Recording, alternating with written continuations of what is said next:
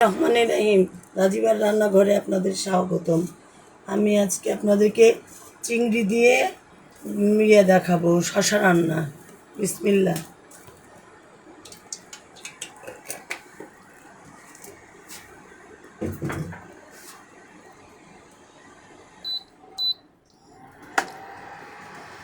এখন এর মধ্যে পেঁয়াজ দিচ্ছি, কাঁচামরিচ দিলাম,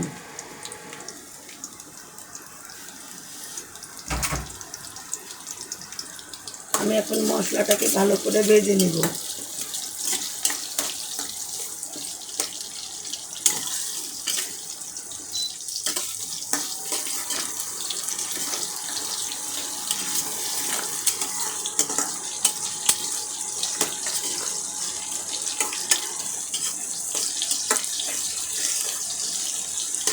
আমি পেঁয়াজটাকে হালকা ব্রাউন করব, করে মশলা দিব।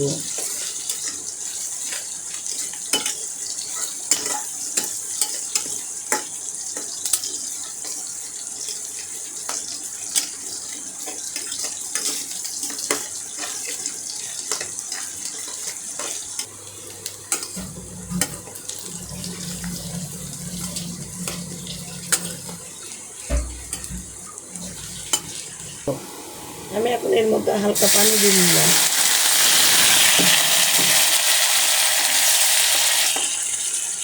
আমি এখানে 1 টেবিল চামচ পরিমাণ আদা রসুন বাটা নিলাম।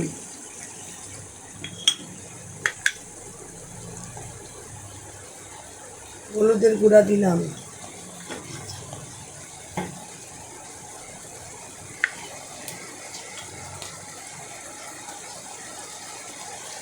মরিচের গুঁড়া দিলাম 4 চামচের হাফ চামচ।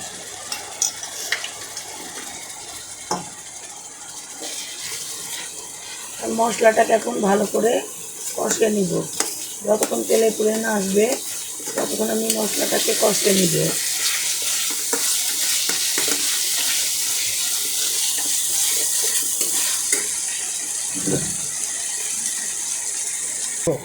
আমি এখানে এর মধ্যে একটু পানি অ্যাড করেছি।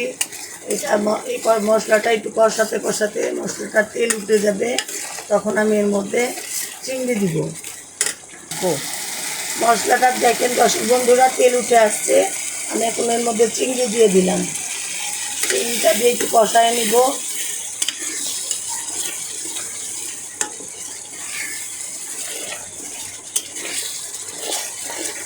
আমি এখন এর মধ্যে দিব শসা দিব।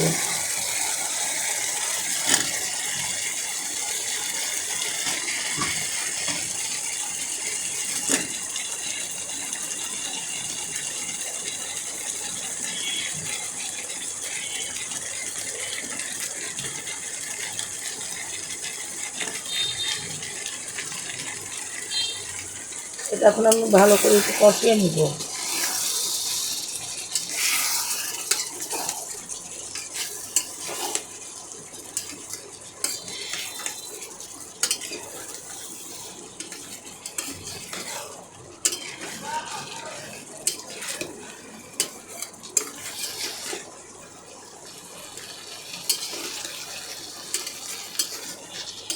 শসাতে কিন্তু আমি পানি দিব না, শসা থেকে প্রচুর পরিমাণে পানি বের হবে।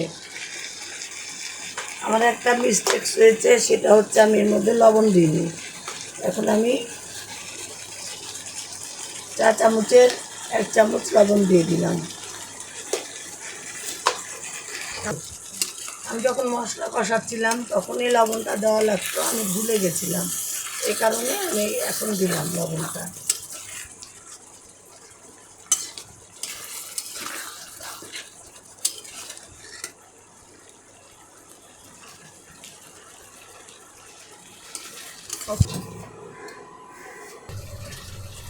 আমি এটা এতক্ষণ কষাইলাম, এখন আমি ঢেকে দিব।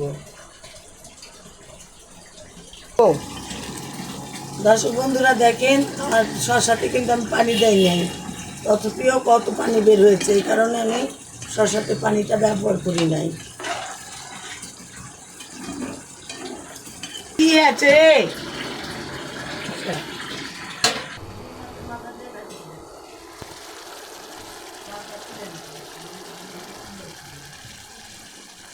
এখন কি বন্ধুরা দেখেন আমার শসাটা থেকে পানি কমতে শুরু করেছে, এটা একদম গা মাখা হয়ে যাবে, তখন আমি এটাকে নামিয়ে নেব।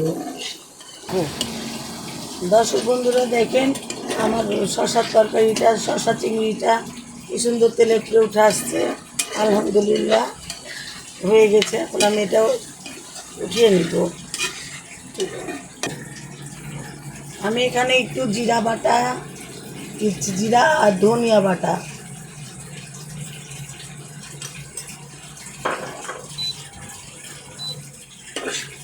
এটা আমি আর একটু নেড়ে নেব, নিয়ে নামাবো।